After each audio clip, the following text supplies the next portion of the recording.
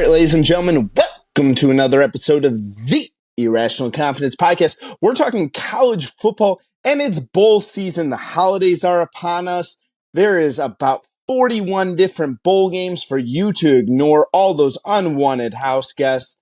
But the man who's never an unwanted house guest, my co-host, Fresh, how you doing, buddy? Well, perhaps it depends on who you're asking, but I'm doing great. Bowl season is always kind of a special part where some teams use it as practice, some teams use it as a reward for the great season.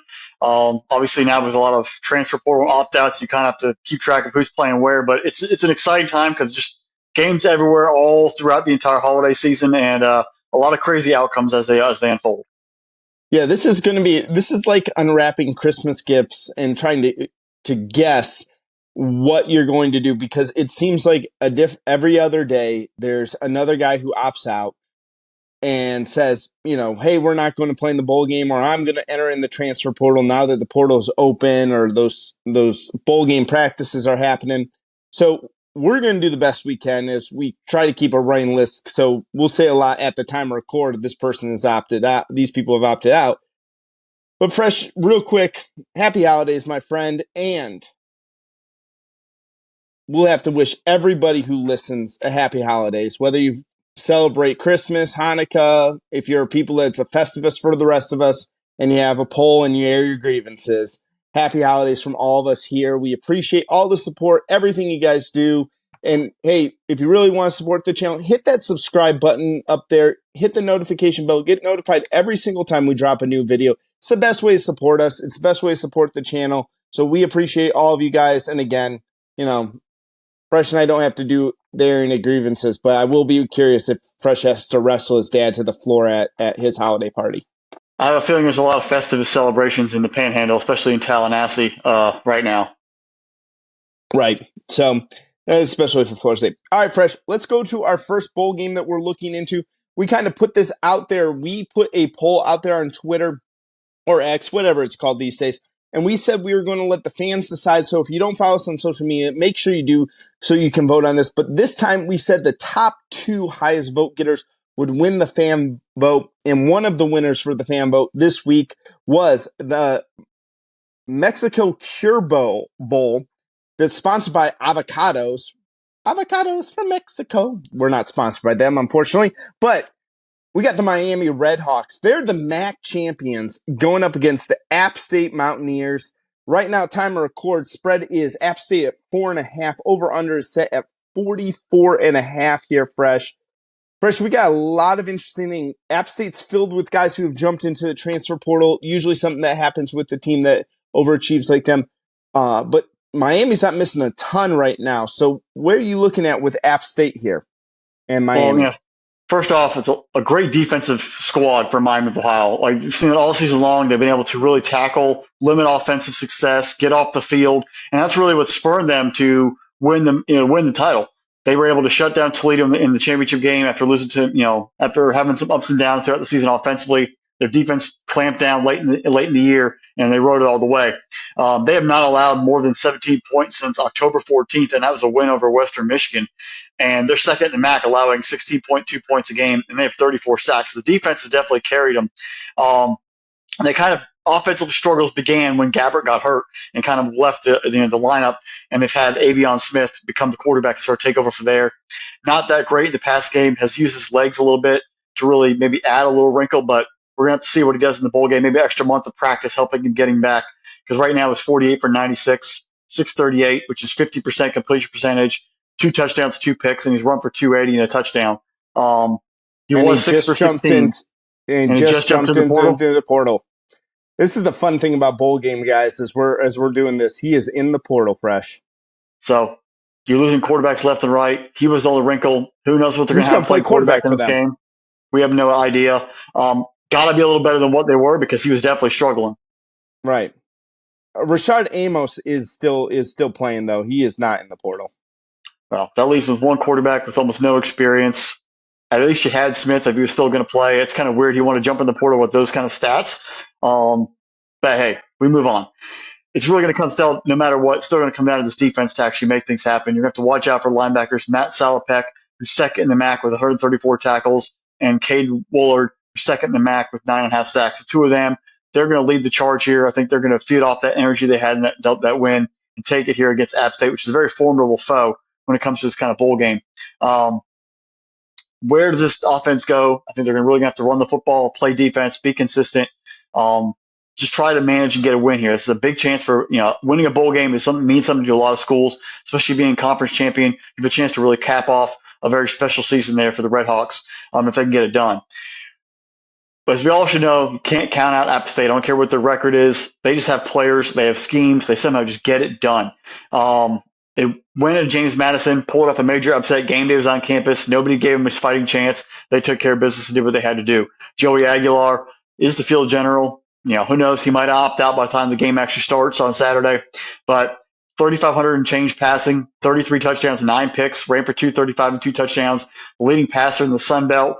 Definitely has the ability. In this offense they run at App State, it's a plug and play. You see quarterbacks come through there, running backs, receivers, and they still keep churning out big-time numbers every single time. I got a feeling against this defense it's going to be a great challenge.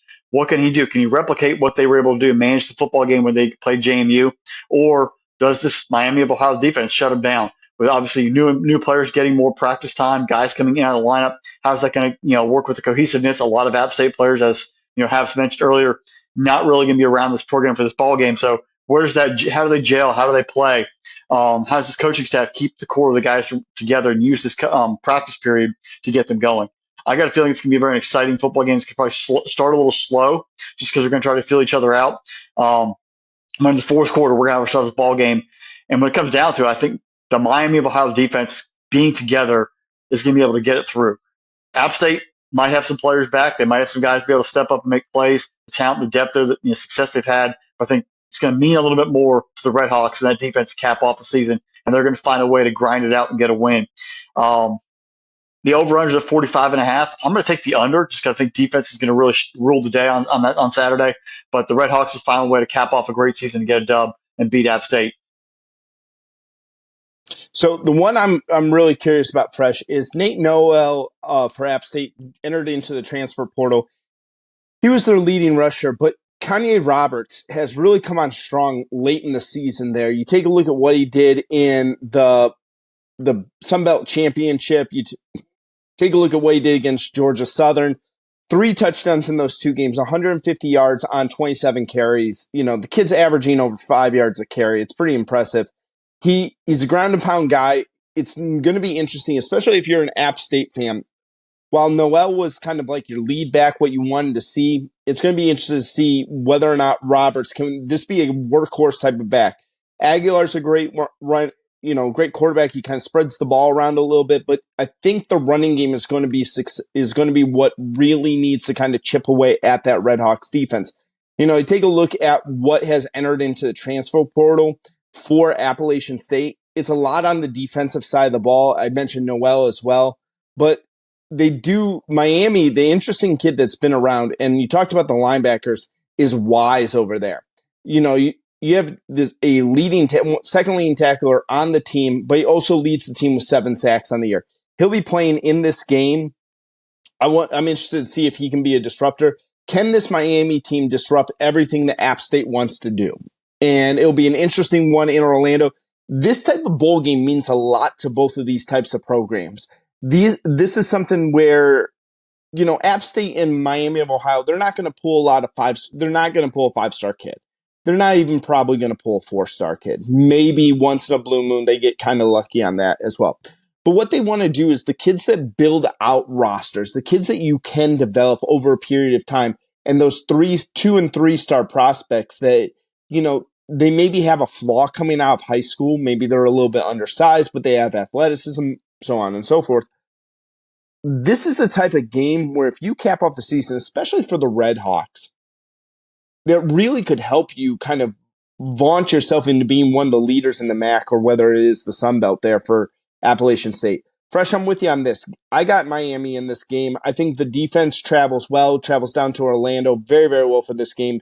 I think they're going to give App State a lot of problems with this. I don't think App State faced much of, you refer to the Sun Belt as the Fun Belt, mainly a offensive place where defense is sometimes optional.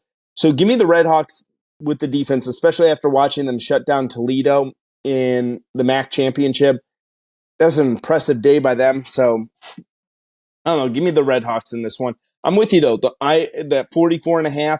I think that under is going to come in real quick. Yeah, I mean, any team that can shut down Daquan Finn and Penny there for Toledo in a game that is for their taking shows they have some talent on that side of the ball and they can get it done. Yeah. All right, Fresh. Let's go to our next bowl game. It's the Starco Brands LA Bowl, hosted by Gronk. That's Hey, a it's heck of better a than name Jimmy for. Kimmel. Yeah, I still love Kimmel. All right. Well, we got UCLA. They are a 4-point favorite in this game, facing Boise State. Over under is set at 48.5. Oh boy, howdy UCLA. UCLA's lost quite a bit. Dante Moore, he's in the portal. Latu, he has entered into the NBA draft. Kamari Ramsey, he's in the portal. Nemo's in the portal. Carson Ryan's in the Did portal. you say the NBA draft? Yeah, no, I said he's in the draft. I thought you said NBA draft. Oh, I don't think if I did, he might be trying out for the NBA. He's in the He's NFL 6'5". draft. He's a small forward, you know. Right.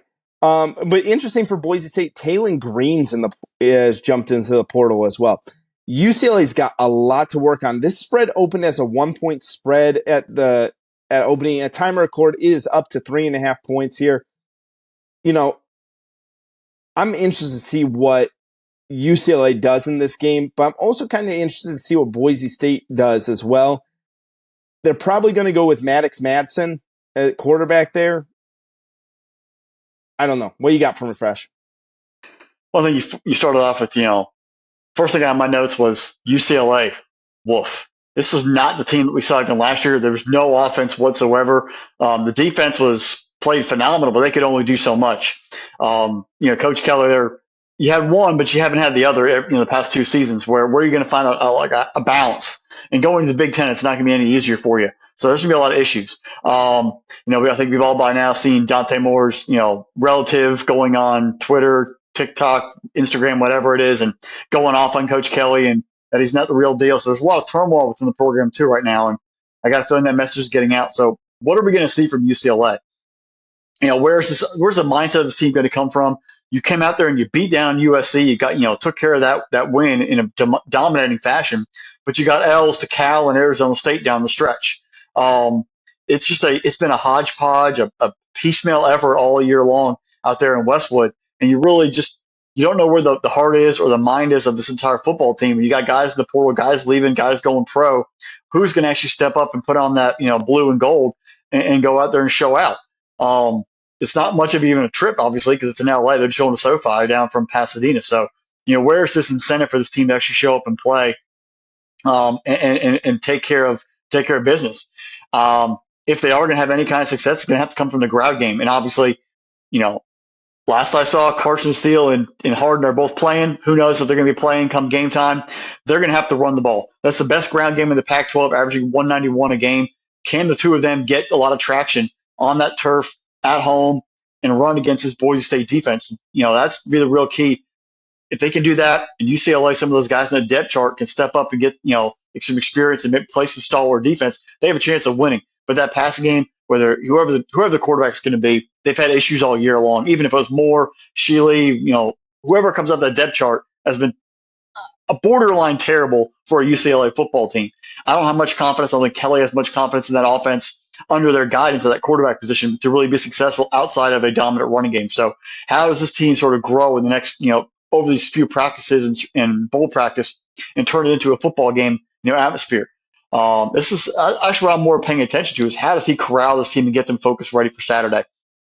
On the other side, looking at Boise State, very resurgent football team. They've won 3 straight under Spencer Danielson after Avalos was fired. They've actually won 4 in a row, including that last game that Avalos was there. Second best offense in the Mountain West, averaging 444 yards a game. Ground game averaging 214. They are putting it forward. They're taking care of business. They have found some sort of energy. We thought that they were dead, buried, and long gone early in the year, the way the Mountain West was looking with UNLV and Air Force and Fresno State being there, and somehow and San Jose State. But somehow at the very end, there's Boise State, like usual. They're surviving, and they found it, and they get themselves through, and they win another title. That shows the culture of the program they've built over there for many years now, that they continue to withstand and drive it home. And they have a focus and a pride about winning. And we saw it down the stretch here this season. Ashton Jady, Actually born here in Jacksonville, Florida, played his high school football in Texas, said he's a Bronco for life. He has taken over the reins as the number one back, 203 carries, 1,200 yards, and 14 touchdowns. Also, George Halani has come in and out of the lineup dealing with some injuries. Maybe we'll get to see him on Saturday as well. The two of them are going. That really poses some defense options against that defense for UCLA, and actually gives them a good chance to really see where this Boise State offense is. Because if they can move the football consistently, especially on the ground versus UCLA, that shows they got something special. And they're still alive there. It's still a powerful offense in Boise State. It's a big test for that offense right there. On the other side, defensively, um, this team has sort of found their groove again. Can they shut down a mediocre UCLA offense? They've had a pretty good run there, taking out good options, especially UNLV in the title game. But where can Boise State step it up after another month of practice and get after UCLA and against some unexpected, fast-paced, upbeat offense that UCLA likes to run?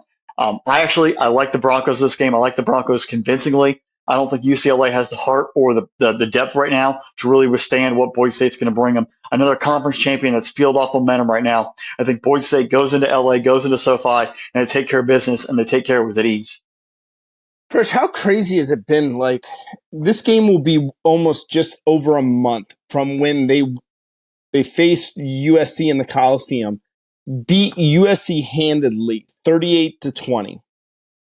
And then when they take the field again for the bowl game, I know they lost to Cal during rivalry week, but when UCLA takes the field, how far this program has fallen, and it's only been a single game.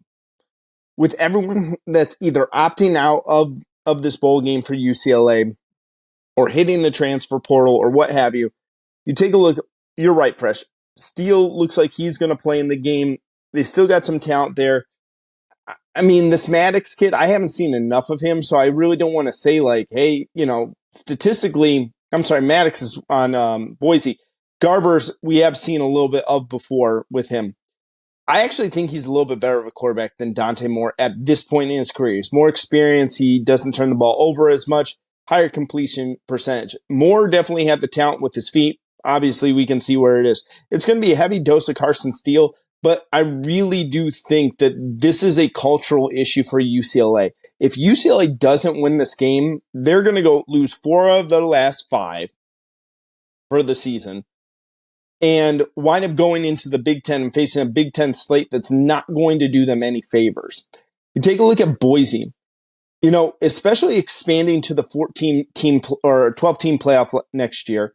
Boise State could be one of those teams that could start positioning themselves now. You need a really good showing in a bowl game to set yourself up for, especially if you're in a group of 5 team, you need a really good showing in the bowl game to say, hey, we have some talent over here. People are going to talk about Taylon Green, losing him. Madsen is the quarterback for Boise State. Again, like I said, I meant to say I haven't seen much of him. 9 touchdowns, 3 interceptions on the year for him. Eric Kevin McAllister has put himself into the transfer portal. It's the holiday seasons, guys. I got to make a Home Alone he's show. Home Alone? Yeah, he's Home Alone. He's Home Alone in the portal. Looking to see who steps up. Is it Bowen's the third lean receiver? Because Genty is the second lean receiver. Genty is going to be the star of this game. If he can do something and he can run, people will really start talking about him going into next season. He could be one of the best players out there that's on a group of 5 team. I love the fact that he's committed with Boise State. Boise State's a great brand out there in the Mountain West. I'm with you, Fresh. I'm taking Boise State in this game, and I'm tempted to take the over because I think that teams are going to move the football a little bit on each other. I think that sooner or later, the defenses are just kind of going to throw their hands up and go, we really don't care much about this game. So, but give me Boise State and the over in this one. I'm going to make a bold statement here. I'm going to be irrational for a second. I'm going to say we're going to have over 400 yards rushing combined between both teams in this football game. Ooh, that'd be pretty impressive. All right, Fresh, let's go to our next game here for our bowl season here. It is the Scooters Coffee. I've never had Scooters Coffee before. The Frisco Bowl. Whoa, boy, howdy, is that an interesting one right there. This is going to be played in Frisco, Texas on December 19th here. It's the UTSA Roadrunners. They're 8-4 against the Marshall Thundering Herd. They're 6-6. Marshall had a bunch of players jump into the portal. Interesting. A couple of those guys, I mean, you're taking a look at this. Their starting quarterback is in the portal there. UTSA only had a couple of guys on the defense. It looks like Cole Pennington, and I take that, I believe that's Chad Pennington's son. I mean, the odds are in that favor. I'm going to assume that's probably right. I believe it is too. It looks like he's going to be the starting quarterback for this football game for the Thundering Herd because the starter has wound up in the portal. What else is new? That's the craziest thing. Ali for Thundering Herd is not in the portal. 1,000-yard rusher for him. 14 touchdowns on the year. Really, it comes down to me here, Fresh. Are we going to get the final showing of Frank Harris? Is this going to be Frank Harris's just swan song, like final moment? Let me show out for everybody, kind of show off what I'm able to do in a bowl game against Marshall here. Or is it going to be one of those, just a really good back and forth bowl game between two middle of the road group of 5 teams? Well, yeah, first thing I put down was Roadrunners all day if Frank Harris and Joshua Cephas play. If the two of them play, that offense, they were starting to find their groove, and obviously Harris getting back to being healthy, they were starting to find it. They're starting to feel good. If they're playing this bowl game, I really like Roadrunners' chances for UTSA.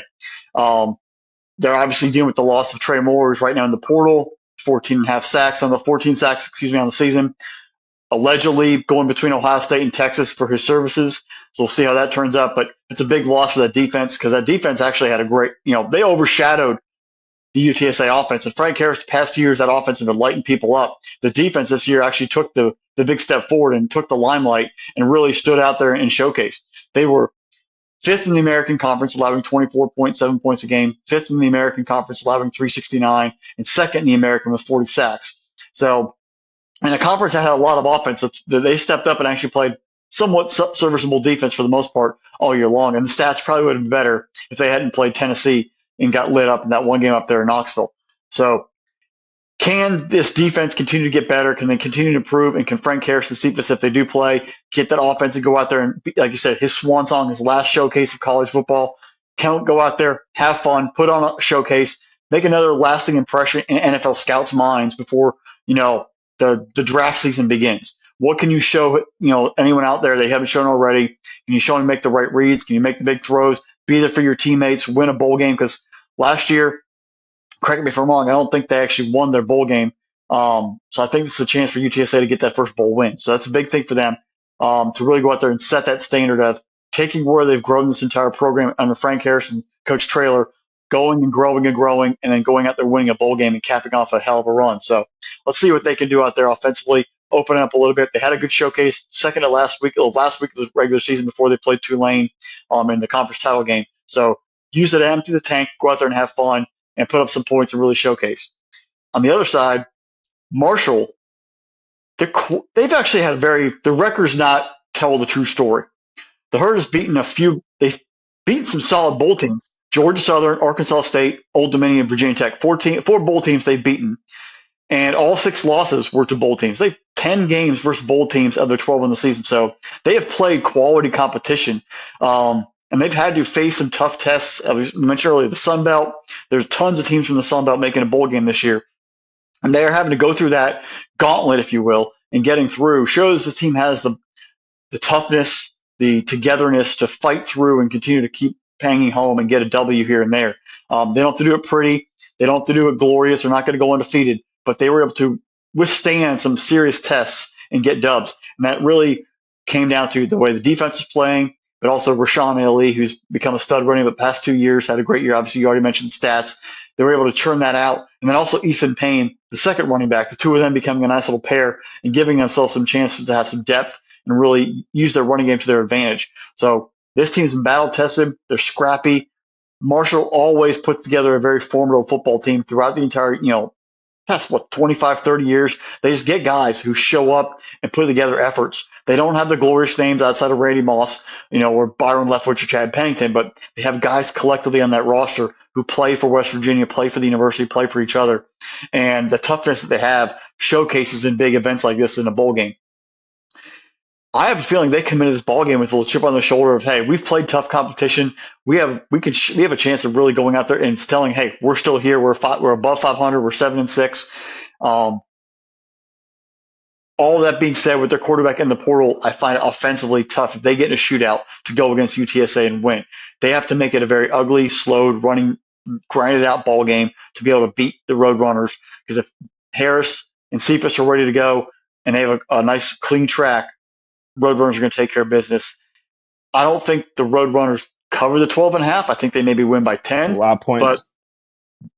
that's a lot of points to cover. I think they get it done though. And Harris goes out there. I'm going to say he has 4 touchdowns and really goes off into the sunset as one of the legends of UTSA athletics. Yeah, Fresh, I told you Frank Harris's swan song here. When the line originally opened at 8.5, I looked at that and I said, that's pretty accurate. I thought that was kind of where I liked UTSA, right around the 8.5, 9 mark. I know you said 10 for the Roadrunners there. I think that's a good number right there. I would be willing to take Marshall in the points in this game, especially when it's sitting there at 12.5. It's interesting because this game's in Frisco, Texas, and much easier traveling for Roadrunner fans than for the Thundering Herd fans. And that can make a difference in the bowl game. The one kid that I'm really looking at that he didn't opt out, he didn't play in the last game of the season, so I've been looking for an injury report on him. I don't have anything in front of me. He's from Vero Beach, Florida here, DeMarcus Harris, 6'1 junior, one of the leading receivers for them. You take a look at some of his last couple of games prior to, looks like he had some sort of injury here. But, take a look at what he did against Georgia Southern for the day. 4 catches, 147 yards. He's averaging over 35 yards a catch in that game there. If he gets back and gives like Pennington a really good wide receiver along with Rashid Ali, I think it could be an interesting day. Can UTSA stop the ground game from Marshall in this football game? And are they able to kind of look and see, because their starting quarterback, Futcher, was a dual threat quarterback. I'm going to guess if Cole Pennington's anything like his father, he is not a dual threat quarterback. It's like a 2-minute 40 right there. Right, exactly. So I'm tempted to see if this becomes a more traditional offense. If they go to almost a more pro-style offense in this game where you don't do, when you have a less mobile quarterback, you kind of are just running things and just using play action as well. Fresh, I think, though, at the end of the day, it comes down to Frank Harris. Everything about this kid, he's got one last shot to kind of show the world what he's worth. He also has one more shot to kind of improve his draft stock. He's undersized, but is he a guy that someone takes a late round flyer on? Does he get his NFL opportunity here? Kid's a senior. He's been at UTSA. He's set every record almost at UTSA. And overall looks like a pretty good dude. I know he's battled injuries this year.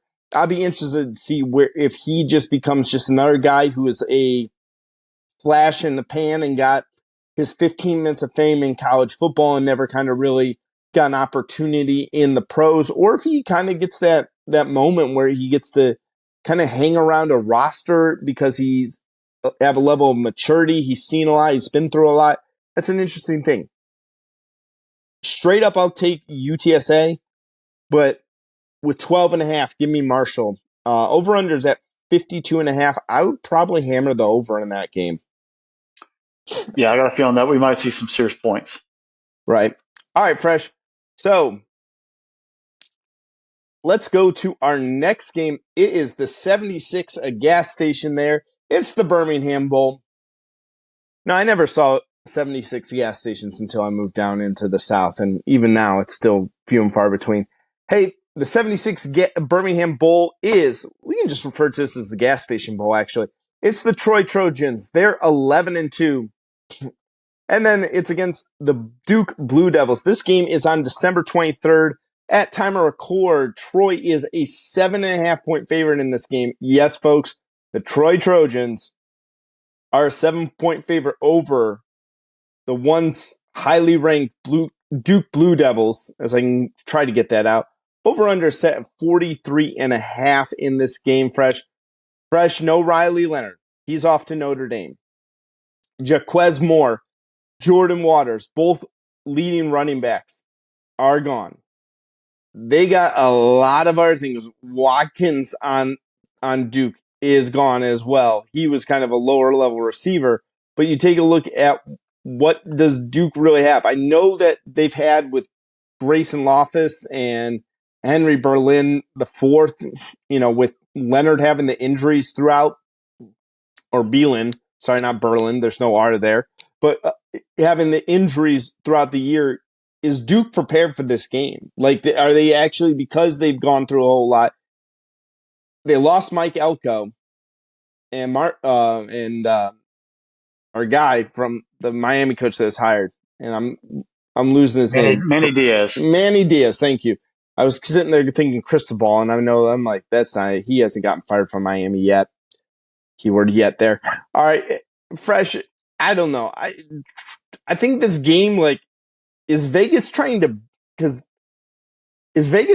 bait us into be like, hey, we're going to give all of these points to a Sun Belt team against an ACC team? And Troy's got a pretty good quarterback in Gunnar Watson. He is looking like he is playing in this game. 27 touchdowns to 5 interceptions. He's a senior. We talked about guys having a swan song. What you got for me, Fresh? Well, I almost busted out laughing when you mentioned Grayson. I thought, was Grayson Allen going to come play football for Duke in this game? He's going to get a couple nights off from the NBA, suit up in there, put some pads on. He'd probably step on somebody for sure. I mean, that's a fact. But, when we look at this game, this whole season, both these teams have two very stout defenses. And they've obviously both lost their coaches because both these teams were successful. Last year, this is back-to-back years, Duke has been in a bowl game. They had injuries late in the season that kind of derailed their success. If you watch the Florida State game when Riley Leonard was playing, they were actually leading the Noles until the fourth quarter. He got hurt, and it kind of fell apart from there, and the whole season kind of fell apart from there. This is a team that's depth has been tested for Duke, where now you're obviously having Waters go out, the backup running back go out, some of the guys you mentioned is there. That depth that was already being tested is now we've really stretched to the limit of who is actually truly ready to play, who's the coaching staff, and some of these kind of turnover spots with Manny Diaz coming in. You're probably gonna have some like grad assistants, some mid-level assistant coaches taking the reins and running practice right now just to transition the bowl period with guys who are second, third teamers, maybe some walk-ons, just filling and getting playing time. And most of those coaches, do they even know if they're gonna be on staff next year or not? They're just trying to get, hey, we got to get through this ball game. Do we really have our hearts in it? The motivation for them, though, is if they coach well enough, that gives them maybe a chance to get a job somewhere else or stay on staff. So you have a little carrot there in front of the stick, but what are we going to get? Not many people really know. Are the guys playing for Duke, or are they just going to sort of out there and go through the motions, get ready for Christmas after the fact when the game's over and head home? This is a real key thing right there, because that team, I thought they truly had bought into Mike Elko and the thing that he was bringing there and trying to build there in Durham. And to see a guy who I think they all thought was going to stay or to depart after 2 years and go to Texas A&M, it kind of feels a little deflating, a little gutted, maybe to the fan base and to the players. So do they really feel into this ballgame motivated with most of their studs, obviously not playing or even no longer with the program? So where's that psyche for Duke when this ballgame comes? On the flip side, Troy, back-to-back Sun Belt champs. They have a 23-4 record in the past 2 years. They've lost this year 16-14 to James Madison. That was a 2-point loss to JMU, and they lost to Kansas State. Last year, they lost to Ole Miss and App State. And App State lost. That was that crazy Hail Mary after they come off that win of A&M, all the pandemonium and game day in town. This team has been very, very good the past 2 years. The depth has been there. The guys have played through, and they've played for each other. A real testament to Coach Summerall and why he got the job at Tulane in this ballgame, getting this program off the map and really to play hard for each other. Troy's allowed only 306 yards a game, which was tops in the Sun Belt. They also allowed 17 points a game, tops in the Sun Belt. And they recorded 45 sacks, which was tops and tied with James Madison for most in the Sun Belt. This defense is aggressive. They play smart. They play disciplined defense. And they get after you and they tackle at point of contact. They do not allow yards after contact. They do not allow breaks. They don't allow large gains. They collapse on you and they get you down to the ground and they get off the field when they have to. You mentioned Gunnar Watson. I think the 3,000 plus passing, 27 touchdowns, blah, blah, blah. Kamini Vidal is the real key, the running back. Second leading rusher in the nation, run for 1,500 yards and 14 touchdowns. If I was him, I would not be playing in this ballgame. I have not heard stories if he's opted out, transfer portal, whatever. But he's a stud. Ground games can definitely help them and gives that Watson, a chance to really have that play action ability and the passing game to really develop. The two of them have really given offense and a really major spark to this Trojan program. Paired with that way that defense has been playing, they've become a very uh, behemoth in that conference. Do they want to go out and cap off another great year? Last year they beat UTSA in the bowl game. This year they have a chance to go in with a little more firepower, go out and get back-to-back bowl wins and finish 24-4 in 2 years. That's a heck of an accomplishment. I I like where their psyche is. I like where they are as a team. And you know what? I think those guys actually want it a little more. We talked about which team wants it more. The smaller schools, the guys who are happy to be there, Duke going through the motions. I think Troy actually comes in and Troy wins and they cover the spread. They take care of business. If Duke's just too depleted right now on the depth chart to be able to go up against a program that has players who are hungry and willing and ready to make a statement, they are truly a legit program. Give me Troy covering the spread. I think this is going to be a very eye popping show. And I think they win by double digits. Actually, they win by 10 plus. Wow, that's impressive there, Fresh. I have a tendency to agree with you on this though, because I think Duke has really just taken a kick to the rear on this one and just been kind of like, I don't want to say like completely depleted, but really hurt by the loss of Mike Elko. When you battled all the injuries that have gone through this year, you take a look at where Duke was at one point in the season and then how much they've fallen off. And then you take a look at a program like Troy. 10 straight wins, start off the year 1-2, and have rattled off 10 straight. Their 2 losses on the year, Kansas State, really good football team over there, Manhattan, and James Madison. Both of us think very highly of James Madison as well. Troy has their weapons with them. And I think that's what makes it an easier game for Troy here. This game's is close to home. And again, easy travel for the Troy Trojans going over to the Birmingham Bowl. I think that this game is setting up very, very nicely for them. Let me give you a name to watch, though. Chris Lewis. He's not in the transfer portal. That kind of shocked me because Chris Lewis looks like a wide receiver that should be at a Power 5 school. Kid's 6'5", 32 catches on the year, 700 plus yards, 10 touchdowns. He's got that build of a Power 5 wide receiver. Now, maybe he's going through bowl season. That transfer window is open till, January 2nd. So as he go through the bowl practices for Troy, balls out in the Birmingham Bowl, and then winds up entering the portal after Christmas. Who knows? I don't know. It's just something that jumped out at me very weird. Why is he not jumping in there, but maybe he doesn't have an offer there? But with Duke losing their running game, really, because they've lost their top 3 leading rushers, someone's got to either really step up or it's going to be a long afternoon for the Blue Devils. Fresh, give me Troy here as well. Man, I feel like Vegas is trying to bait us in taking Troy in the points there. But you know what? I'll take the weapons and I'll live and die with that one. So give me Troy and the 7.5. Christian Leitner's not walking through that door. Trajan Langdon's not walking through that door. Grant Hill's not walking through that door. I'm glad you put the Alaskan assassin in there along with Grant Hill. Trajan, it's a great name. Trajan Langdon. It just rolls off the tongue. Yeah, he was drafted by the Cavs back in the 90s, I believe. Great pull, though, Fresh. I love that name. All right, Fresh, let's go to the Armed Forces Bowl by Lockheed Martin. This game is going to be played in Fort Worth, Texas. This may be one of the best early season bowl games. Here's the problem. James Madison, 11-1. The NCAA did the right thing, let James Madison get in because there aren't enough bowl-eligible teams, which is the dumbest rule ever under the sun. Second dumbest rule is that the military academies have to have 6 wins before the Army-Navy game. They're going to face the Air Force Falcons. This game is on December 23rd. At time of record, the spread is James Madison 3 points, over-under set at 41.5. McLeod is in the portal. And James Madison is got a lot of kids in the portal as well. You take a look at that. McLeod is the big one. McLeod is the big one. Losing him really is going to hurt for them.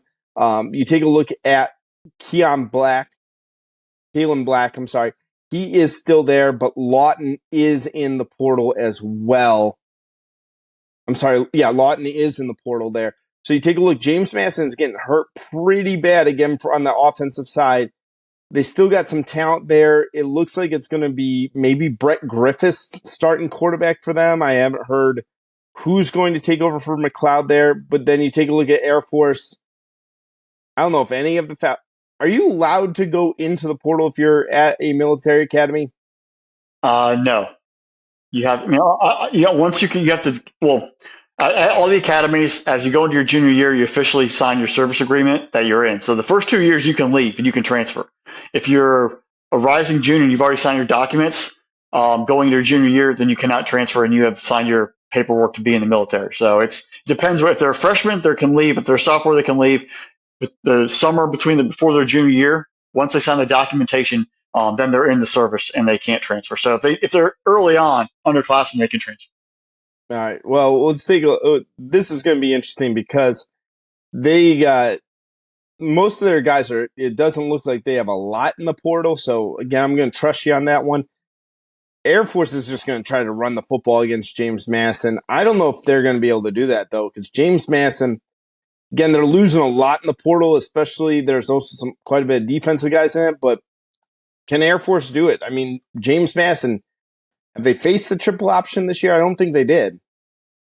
No, they face a lot of ground games, but nothing as disciplined as the triple option that Air Force can present. Right. I think, and that is always going to be a unique challenge they're going to have to face off. The way I look at this is the what could have been bowl. You kind of look at undefeated. App State comes to town, game day's there, and you lose a heartbreaker to the Mountaineers. If they had won that, they would have probably been the top group of 5 team. They would have been out there replacing Liberty.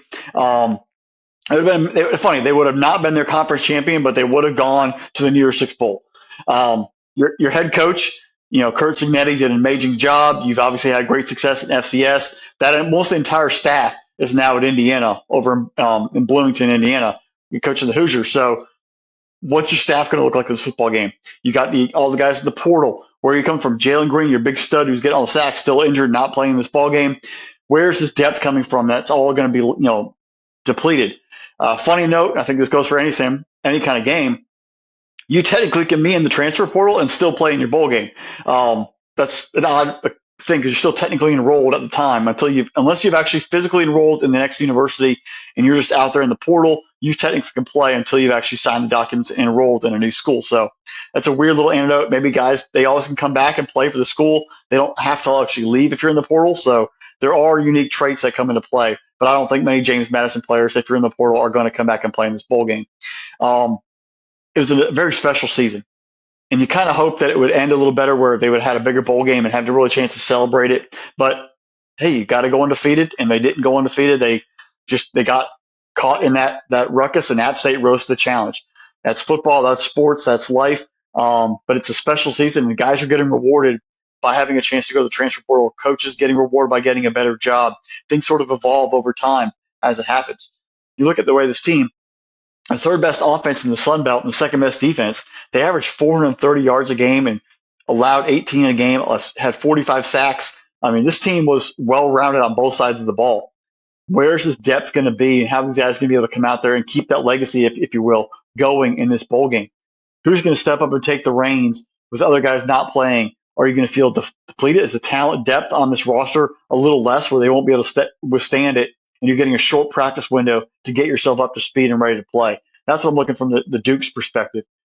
Air Force, they've had some injuries. The wheels fell off after Larry Ayer got hurt, and they haven't really regained their form. We thought that they were going to go all the way in and go to the Mountain West, win the Mountain West. They were undefeated, and then things sort of tapered off from there. They got beat by Army, and they just sort of went downhill. Where's the team's focus at? How do they regain that? Can they get back to their disciplined offense and defense that they've known for over the past 25 30 years under Coach Calhoun, and get back to run the football efficiently, put points on the board, get off the field? The running backs, the quarterbacks have all been sort of mix and match as the season's gone on. Busha took the reins, last month and sort of, you know, helped guide the Air Force offense, but he's not exactly the dynamic player that Larry A was. Dylan Carson, John Lee Eldridge, Emmanuel Michelle, the running back group, which of those guys are healthy enough? How can they get them going in a football game, get them their touches, get them their yards? Where's this offense going to come from? We've seen from Army, Navy, obviously, and Air Force, the three service academies have all opened up the passing game a little bit more this year. Do they actually add a little more of a vertical element to this offense and try to take advantage of that if they aren't getting the success on the ground that we've seen in the past? Where does this team come from? Defensively, obviously, it's very controversial, but Trey Taylor, the safety, won the Jim Thorpe Award, 71 tackles, half a sack, 4 passes defense, and 3 picks. There's a lot of issues people have with that. But hey, he was voted in. He won the Thorpe Award. He's going to be back there. Does he get this defense locked, ready, prepared to take on JMU and whoever they're going to bring out there on the football field? PJ Ramsey, third in the Mountain West with 7.5 sacks. Bo Richter, fourth in the Mountain West with 7 sacks. Does this Air Force defense just take it upon themselves? So you know what? It doesn't have to be pretty. You just got to go out there and win. Lock it down, play physical, take it to James Madison and get a win. I like Air Force in this ball game. I think they have that team that not many guys have left. They're playing for each other. There's just too many roster, deficiencies right now after all the guys in the portal and going to the NFL. Not many from the NFL, but more for the portal from JMU. That really, I don't think they're going to have the roster cohesiveness for this football game. I think Air Force takes care of business and wins by 4, 5 in the Armed Forces Bowl. Fresh, if Air Force doesn't, Air Force going into this game will basically not have had a win in 2 months by the time this game plays. They haven't won a game since October 28th. I'm nervous about Air Force. I think the wheels have kind of fallen off on this. And maybe they showed something on tape. Maybe there's something. Maybe Connor Salians works for all the teams that Air Force plays for and it plays against and has stolen their signs, which I believe is a federal offense because you stole a service academy sign. So might have some bigger problems down the road for him.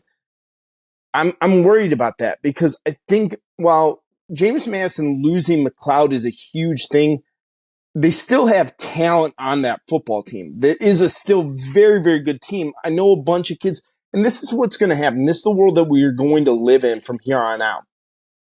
Teams that are like James Madison, who are, I legitimately think that a full James Madison team, not losing kids in the portal, not losing their starting quarterback, all that stuff, they could give most middle of the road teams in the Power 5 a run for their money and maybe beat some of them. I think that they could beat a good chunk of teams, at least in the Pac-12 and the Big 12. And they could have beaten 6 Big 10 teams. Yeah, and I think that there's a lot of teams in every conference. I think that they could have definitely put the boots to some of these teams in. I mean, look, A&M lost to New Mexico State, or no, Auburn did. Sorry, Auburn lost to New Mexico A&M State. lost to App State last year. Last year. But there's still some talent on this team. I'm going with the Dukes in this game.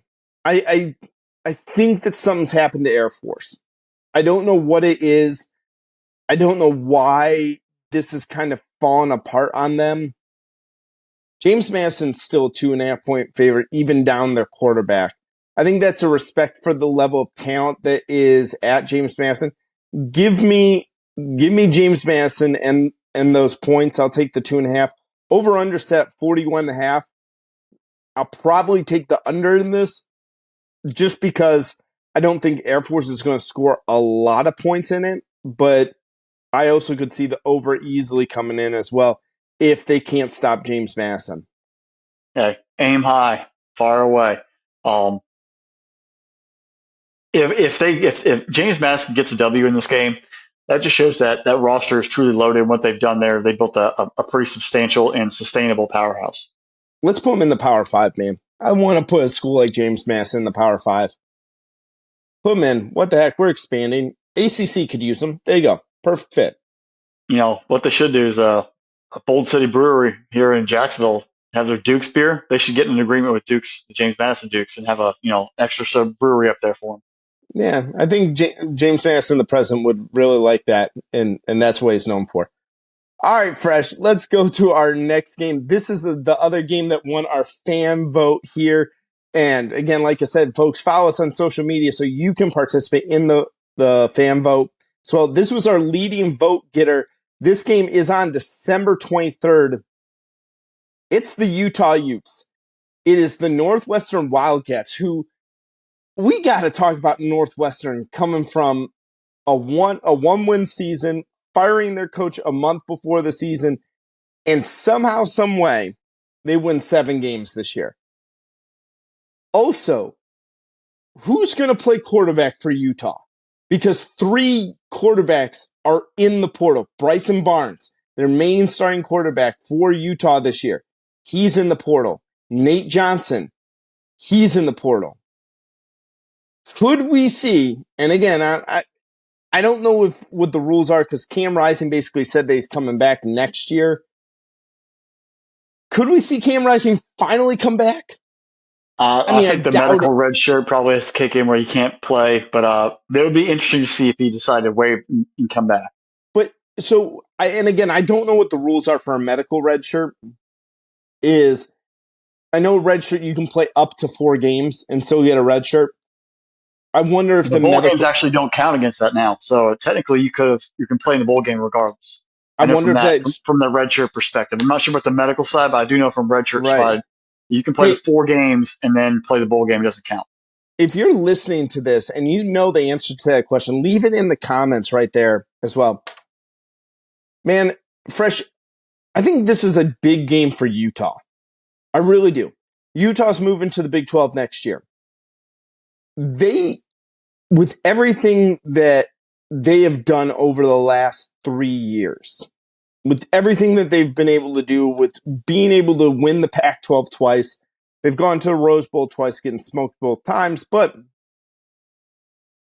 they could legitimately move over to the Big 12 and become the Big 12 powerhouse. I think that the coaching staff is definitely there, but they got to win this Las Vegas Bowl. Northwestern, wow. Just wow. Like, I'm impressed. I'll let you go there, Fresh. They don't got a lot of guys in the portal for Northwestern. No. I think Northwestern's the story in this ballgame. That's kind of why you brought it up initially. Obviously, the Fitzgerald stuff, if you don't know what we're talking about, look it up online. It's a really weird and terrible situation that happened over this, that obviously for many years. He was fired in the summer.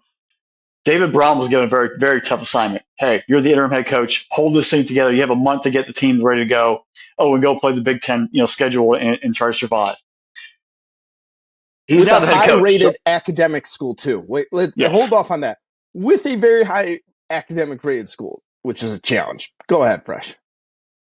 And they just go ahead and they take care of business. Now, what's even more daunting on top of this is in 2022, they had 1 conference win. In 2021, they had 3 conference wins. In 2019, they had 3 conference wins.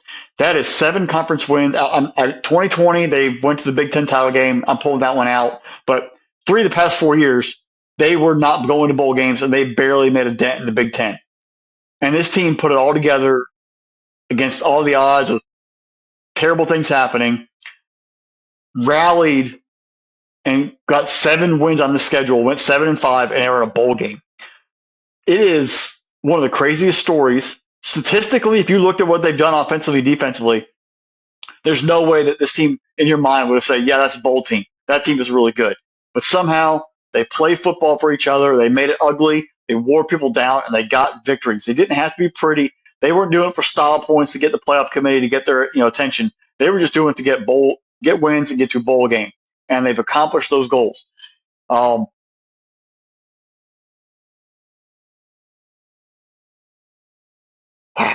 Actually, sorry, I misspoke. 3 conference wins combined between 19, 21, and 22.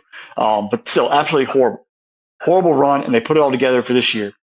Ben Bryant, who had been at Eastern Michigan, Cincinnati, been around, comes to Northwestern. Not the prettiest of quarterbacking, but he somehow got it, was able to manage the offense just enough. Cam Porter, the running back, 618 yards rushing, 4 touchdowns. Nothing spectacular, but the offense just continued to move the chains and did what they had to do. They only average 105 rushing yards a game and 22.8 points a game. We're not talking lights out amazing offense from Northwestern, but they were able to have enough points at the end of the game in 7 situations more than the opponent. And that's all that mattered at the end of the year. Defensively, linebackers Bryce Gallagher, 110 tackles, and Xander Mueller, 102 tackles, 5 sacks, and 3 picks. Xander Mueller, that sounds like a sci-fi character. They were the Roxas defense, and the two of them held it together, kept the guys organized, and got them off the field and made plays to help their team. And sometimes you see the individuals, those guys who are going to grind it out and make things happen. And they paid attention. They were within the defense. They played within themselves, and they got things done. This football team, they're going to a bowl game, and Michigan State, Indiana, Nebraska, Purdue, Illinois, Minnesota are not. For all the funding, the hype, the hubble of all those other programs, they aren't going where Northwestern's going to a bowl game. So somewhere in this program, maybe it's just guys galvanized and playing together. There's no real philosophy offensively or defensively, but they just sort of figured it out and they got it done.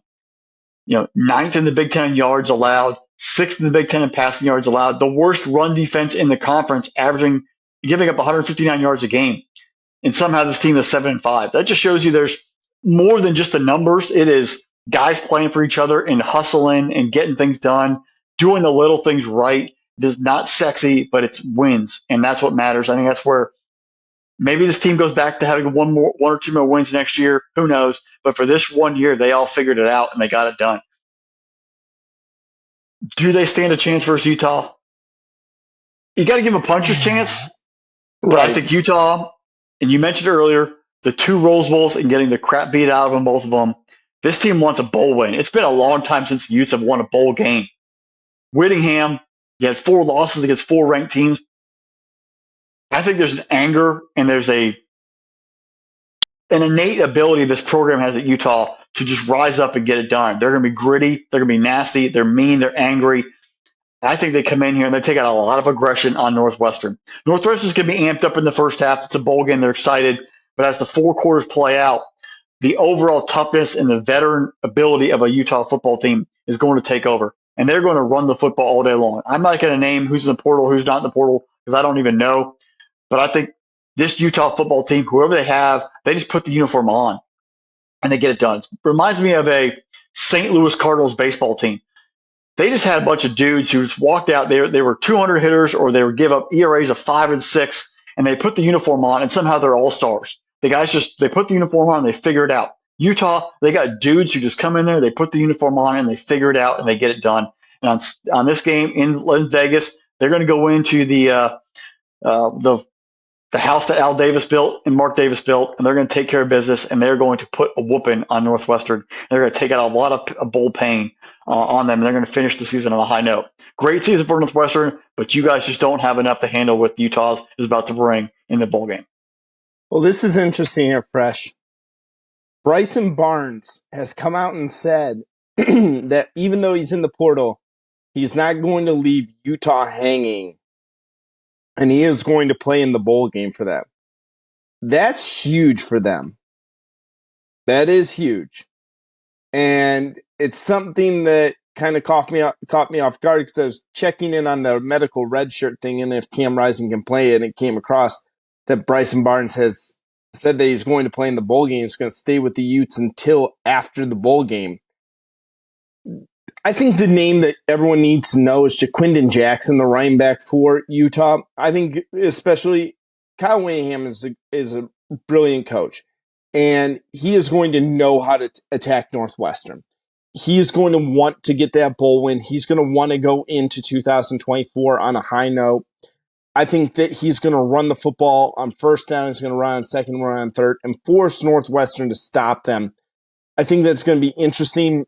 You take a look at the Vaki, who has done Sion Vaki, who, while he's playing, he's a two-way player. He is not in the portal, so he should be playing in this game, especially at the time of record that we're recording it right now. So if that changes here by the time that this game kicks off, so be it. But that could be another real big difference maker. Utah's got the tight ends. They're going to be able to hit the tight ends, move the ball up and down the field. I don't know like I said, Barnes is saying that he's going to play in this football game. So hopefully he keeps up with that. But again, with Northwestern, great job by you. You're going to Las Vegas for the Las Vegas Bowl. Utah is a 6.5-point favorite in this football game. I like Utah with those points, but we need to give Northwestern their credit for this game. Seriously, with how many programs could navigate and do what they did for this year? That's just an impressive feat by them. Look, they're going to a bowl game, and teams like Florida aren't going to a bowl game. And that I don't care who you play in your schedule. They figured it out and they got it done. They got wins. Maybe the games they shouldn't even won, but they figured it out.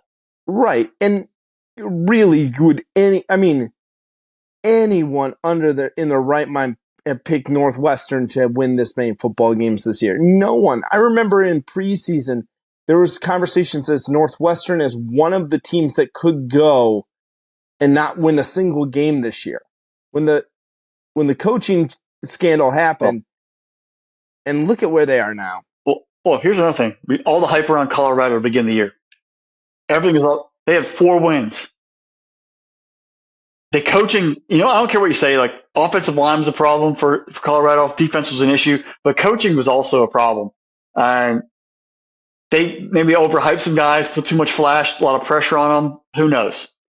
Nebraska, a lot of hype there. No bowl game. Minnesota, a lot of hype.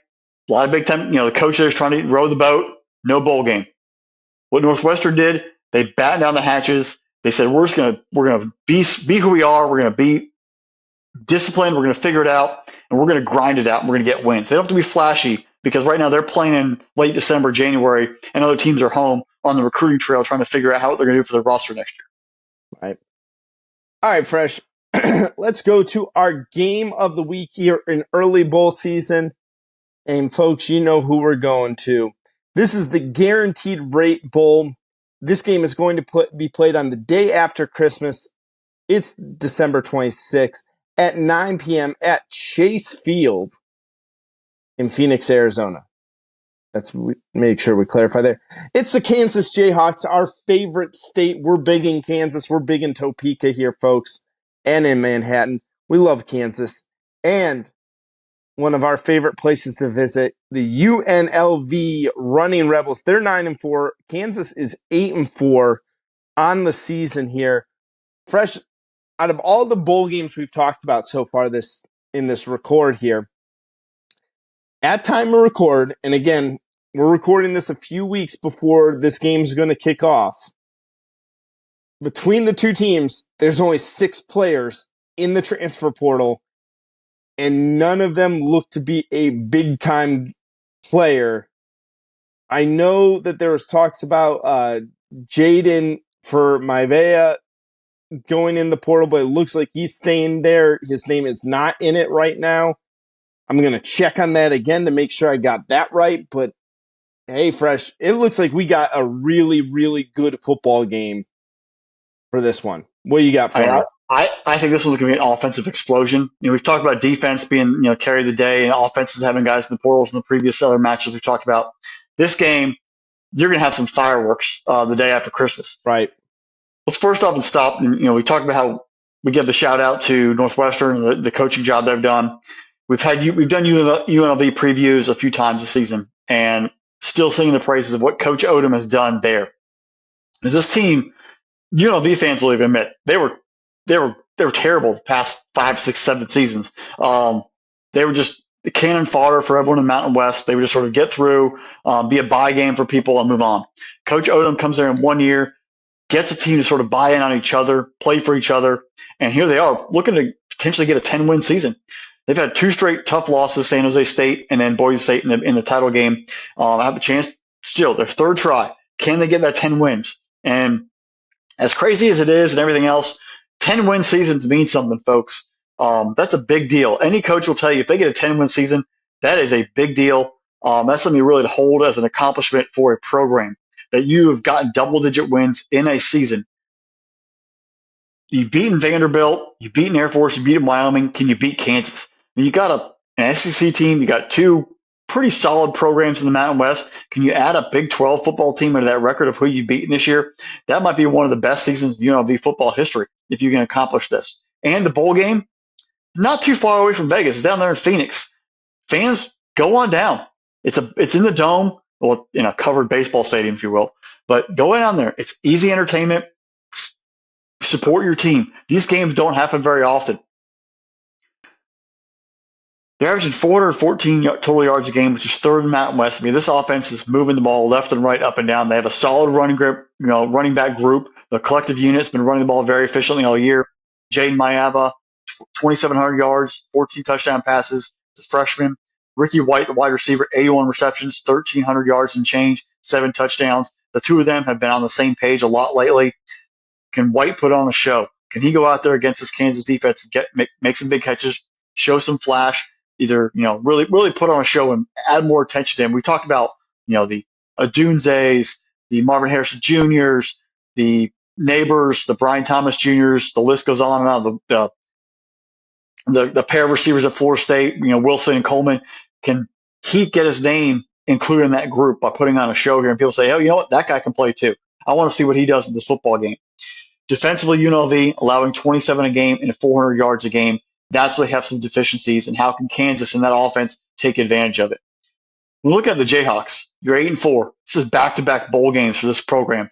Lance Leipold, the job that you have done at Kansas is absolutely phenomenal. Your offensive coordinator obviously is leaving, but what you've done is you come in and you grassroots built it from the ground up. And then you got facilities being made now. You have made a commitment to Kansas. They're making a commitment to you. This is the testament. And now you take the next step. You've beaten Texas. Kansas has in the past beaten Texas. You beat Oklahoma this year. You've gotten those high marquee wins. Kansas, now you have a chance of really maybe owning the Big 12 going forward with Texas and Oklahoma leading. Right. This is your chance to really take the next jump and move forward, and you springboard it with the bowl game. You had 3 losses by single digits to Oklahoma State, Texas Tech, and Kansas State this year. This team still has to grow. Can you find a way to get over it? Obviously, injuries with Jalen Daniels not being fully healthy at all this year, but being filled in very nicely for him. The last time this program has won 8 games was in 2008. So it's been a minute since this team's had this much success. Even going past that, they haven't won more than 8 games since 2007 when they were 12-1 and went to the Orange Bowl. And folks, just to put some really time on that, Haps and I were seniors in college in 2007. So that's how far back this goes and how long it's been since teams had significant success. This is rare for Kansas. But if you can go out here and get a 9th win and take it to the next step, recruiting, transfer portal, who knows what could happen next year and the year after that, because Daniels already said he's coming back. There's a lot to be had here for Kansas. Can you go out there and take advantage of this and get yourself a bowl win and cap off another magical, successful season and continue to build and grow this program there in Lawrence, Kansas? It's got to be a Bean and Devin Neal show. If the two of them show up and show out, I really like their chances, especially in an offensive explosion. Defensively, you're allowing 377 a game, and it's 4th in actually the Big 12. Can they show up? Can the guys make some plays and get off the field against UNLV? I think we're going to see a lot of points. Over-under, last I checked, was 64.5. I'm taking the over. I think we're going to see a lightning effect here. I don't think Kansas covers the 12.5. I think it's a big number, but I think they win by a touchdown. We're going to have a lot of fun. This game's going to be very entertaining. This is one where you sit back, you have leftovers from Christmas, and you sort of have a couple of extra beverages and chill and enjoy it. You're going to see a lot of fun, a lot of cool playmakers. But I think Kansas wins by a touchdown in the end. Right, Fresh. I'm with you on this, and I really am happy that this game is on Tuesday night, not Monday night, so it's not going up against the NFL. I think you're spot on. I'm excited for Kansas. Let me even think about this. If I'm a Jayhawk fan, and Rock Chalk Jayhawks for what they've done this season, and for 2 reasons. One, Jayhawks fan, if you're watching this, thank you for supporting us. You guys have been phenomenal supporting this podcast. We joke that we're big in Kansas, but we make that joke because of how well the Kansas fan bases, Kansas and Kansas State, has supported this podcast by watching this. And if I'm a Jayhawks fan, though, how excited am I for 2024? Oklahoma and Texas are gone. They're out of the Big 12. You got Utah coming in. Utah's going to be a problem for you. But I get Jalen Daniels. I get Jason Bean coming back if Daniels doesn't work out. He is injury prone. I like having Bean as the backup there. Devin Neal, he's still got another year of eligibility. He could easily be back. Take a look at Lawrence Arnold, the leading wide receiver for them. He could be back. You take a look. There's a lot of talent, especially on the offensive side of the football, for Kansas to come back. Kansas gets to 9 wins. I'm not going to predict Kansas being like a recruiting powerhouse, but they could really start being a place where kids start to come and say like, hey, I want to play in Lawrence. I want to get like the opportunities there. And this could be the start of something big for the Jayhawks, because it's not just been 1 year. It wasn't like a 1 year flash in the pan and all of a sudden they've come back down to earth. No, we saw that last year and go, oh, you had a nice season, 6-win season last year. Build up on this, go to an 8-win season. You're improving and bringing back offensive players. Fresh Kansas has got to be in the top 25 going into 2024. As for UNLV, I kind of want to say the same thing about them. The only thing I have an issue with UNLV is the fact that you're not going to get the opportunities Kansas is going to get.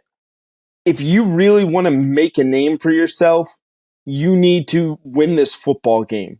And you need to win this football game big. I don't think they're going to be able to roll with Kansas in this game. I think Kansas is just more of a machine than UNLV is. But let me give you a name to watch here. And again, Fresh, I like what you said. Give them a puncher's chance. UNLV's got enough weapons to really, you take a look at Rocky versus Apollo Creed in that first Rocky movie. Apollo Creed's a heavy favorite, and that's what that kind of comes from. You go, is there something UNLV that could throw Kansas off? I like this running back for them, Jaden Thomas, UNLV. You take a look, freshman running back. He's a little bit undersized. He had a couple of really good games this season.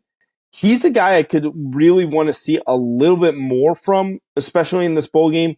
I know Vincent Davis Jr. is going to be the bell cow in this offense, but you know what? I kind of want to see the kid get a little bit more push in this. Does Vincent Davis also take an opportunity and opt out? He is a senior, but I think he's going to play in this game, kind of one last game to run out with your brethren in it. I'm rocking with the Jayhawks, man. What they're doing there in Lawrence, I'm impressed. I can't wait for this football game.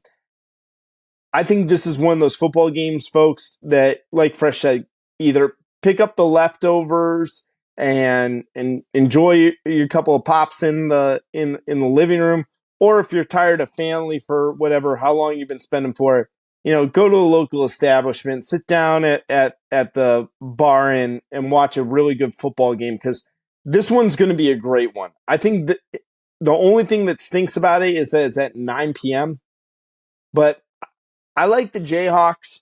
I don't know if I like that 12.5 number. I actually think I like it closer to 10. If this number comes down a little bit, if you get close to that 10, then maybe take the Jayhawks there. I don't like the Jayhawks by 12.5 in this, though.